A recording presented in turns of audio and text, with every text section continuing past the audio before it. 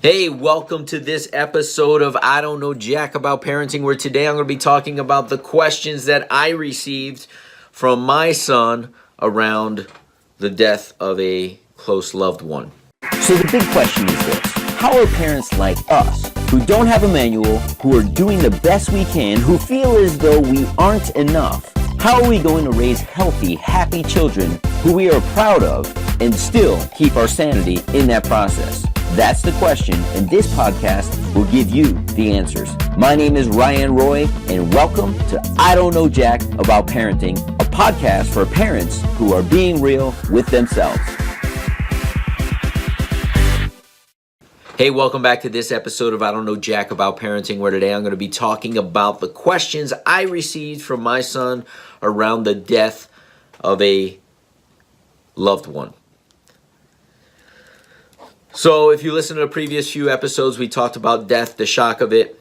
We then talked about the do's and don'ts and how to share it with your child over the last couple days. And today, so I encourage you to go and listen to those episodes if you're dealing with this at any level. And I encourage you to go listen to it because you will experience it at some point. There will be a death. There will be somebody close at some point, and whether your children are very young age or they're teenagers, there's just an 18-year period where you're bound to have one of these discussions. So why not have this information? So the questions, as we shared the passing of a loved one with our son, he didn't have any response. His eyes got big. He took a big, deep breath. We asked if he had any questions. He said no. He wasn't feeling well at the time. He was sick in bed when we did share this information. So on top of the shock of it, he was not at his best health-wise, right? So I remember in that moment, we were just like, listen, if you have questions, just let us know. A few hours I went back. I was bringing him something to eat. And I said, hey, we discussed something. You didn't have much of a reaction, and that's fine. Do you have any questions? He was just like, well, when did it happen? How did you find out? I said, it happened yesterday. We found out last night via text.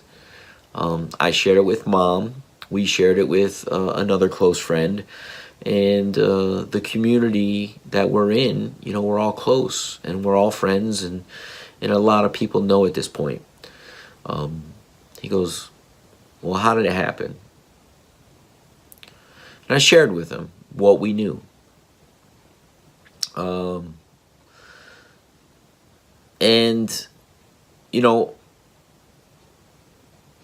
was shared was this. I said, our understanding is that she wasn't feeling well. And I'm going to tell you my thought around sharing this, but reading the do's and don'ts, it's like, just be honest with them. My fear was he wasn't feeling well in that moment. And he had been sick for a day or two at this point, and he's not feeling well.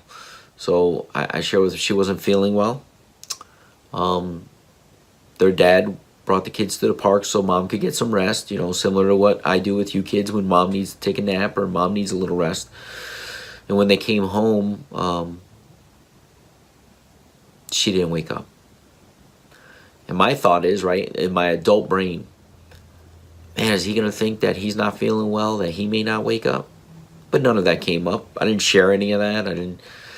What I did share is, it's very rare that something like that happens. And unfortunately, it happened to this person that we care about. So that kind of satisfied those questions. I think he did ask if his friend knew.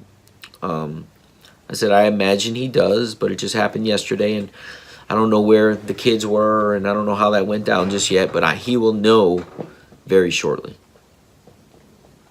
So I contact with another parent who has good friends and said, how's it going over there with your son? He says, our son has a million questions. And she sent that text right before I went up and asked him a few additional questions. She said he has a million questions, a million questions. To that I responded, our son hasn't asked not one question, not one question. So everybody is different. A few days go by, This happened on a Saturday. The service was on a Thursday. On Wednesday, and I want you as a mom or a dad or a parent to recognize what I'm about to say. I've heard it multiple places. I've read it multiple places. I've experienced it in my own life. A car is an amazing place to connect with your child. You're on the road. There's typically nothing else going on. I am not one to throw on the radio. I may throw on a podcast. Hint, hint. It may be, I don't know jack about parenting. Hint, hint. But there's usually a lot of dialogue in the car. So I said, hey, tomorrow we're going to go to the service. And I'll share this. We did ask him if he wanted to go to the service. Do you want to go to the service? He says, yes, I never experienced that before. I say that with a smile on my face because it's the innocence of a child. I've never experienced a funeral. Now, I will let you know that my son is fascinated with graveyards. We went and visited one, and he just found it fascinating that all the dates and all the names. So I think for him, and not understanding this when he said I never experienced that before, he thought he was just going to a graveyard, which was awesome because I started talking to him about what the service would look like. I said, do you have any questions around what's going to happen tomorrow? And he says, well, where are we going? I said, well, it's at a church. He's like, a church? We're not going to a graveyard? And I said, ooh, interesting. I didn't say that out loud. I said it internally. And as he asked that, I said, well, why do you think we're going to a graveyard? Well, isn't that where her body's buried? Like, he thought the body was buried already. I was like, wow, this is awesome. I said, well, this is what's going to go down, and I don't know what their choices are, but I can lay out as best as Daddy knows. And I'll share with you as an audience, I haven't been to many funerals. I've been fortunate not had a ton of loss in my life. I've been to a handful, and they were all very small services. This service was amazing, but I'll get to that in a second. Actually, I'll get to that tomorrow.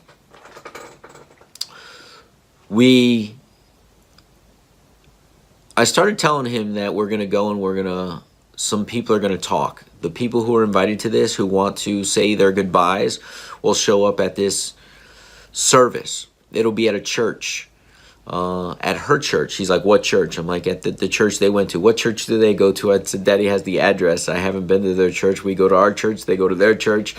But my understanding, it's a beautiful church. And there are going to be a lot of people there that want to say their goodbyes. And that's how people do it, is by going to the funeral and or service. And then I said to him, I don't know if the body's going to be there. And just so you know, there is an open casket or a closed casket. And the casket is the box that they put the body in that'll be buried in the ground. And he goes, so I get to see her? I said, well, you don't have to see her.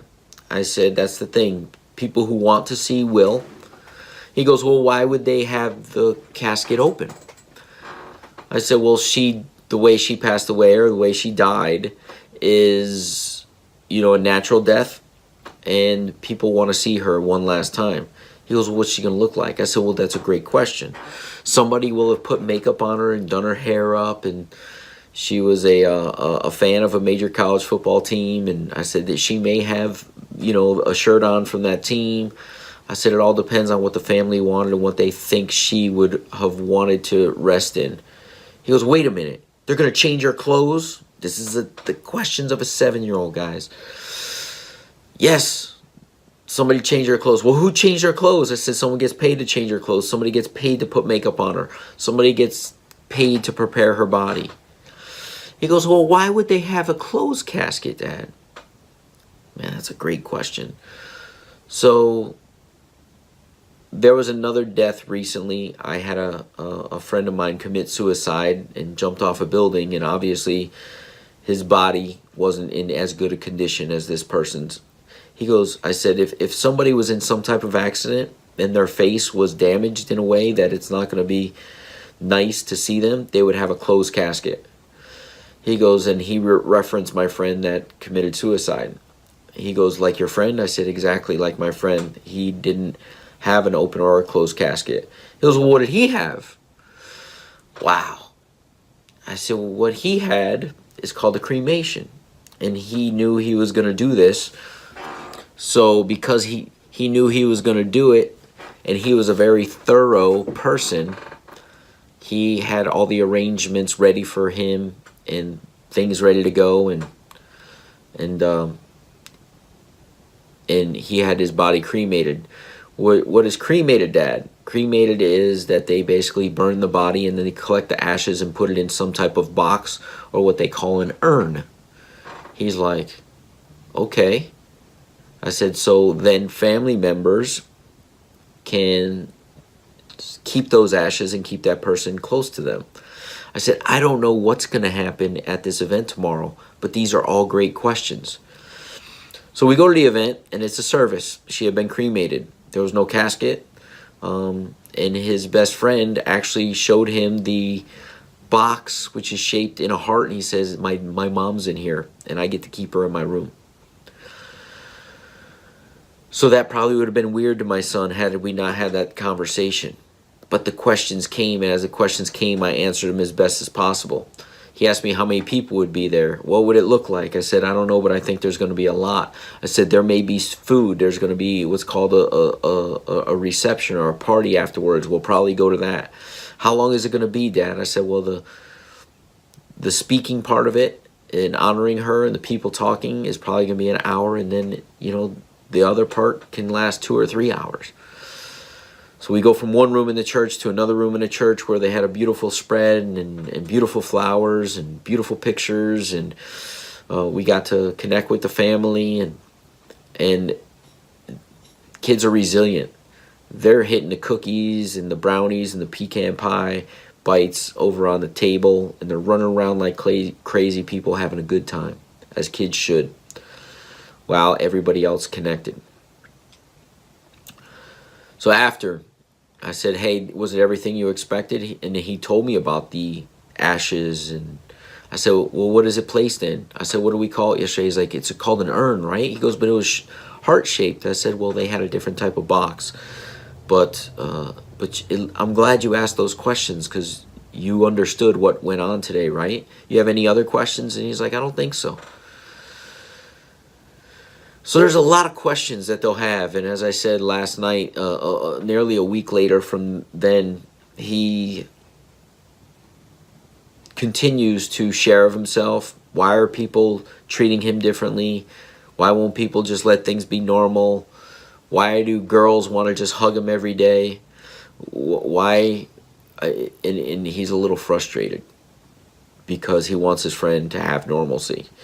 And quite frankly, because he's so close to his friend not having normalcy is creating lack of normalcy in his life. So the questions I expect to continue to come. The dialogue I expect to continue to be open. His feelings around this, as he's had a few off days, are going to evolve and change. And it's our job, I don't know jack about parenting, but I believe it's our job as parents to be there when they're ready to talk and not put it off till tomorrow, not say it's past our bedtime, not saying, hey, you know what, you got to get on the bus for school.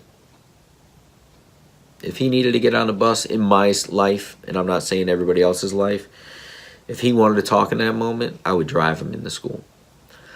And now I have the ability to do that, and I don't know that everybody else does. But when they're ready to talk, I suggest you be ready to listen and answer some easy questions and answer some tough questions.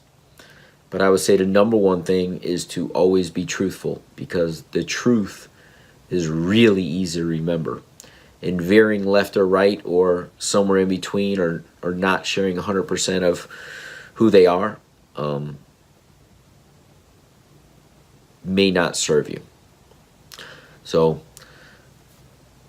see you in the next episode. Do you want to be the dad you wish you had? If so, go get my free book, Be the Dad You Wish You Had, at BeTheDadYouWishYouHad.com. Inside, you'll find my most effective 40 tips to quickly and easily transform yourself into the ideal dad. Go to BeTheDadYouWishYouHad.com now and get it while it's free.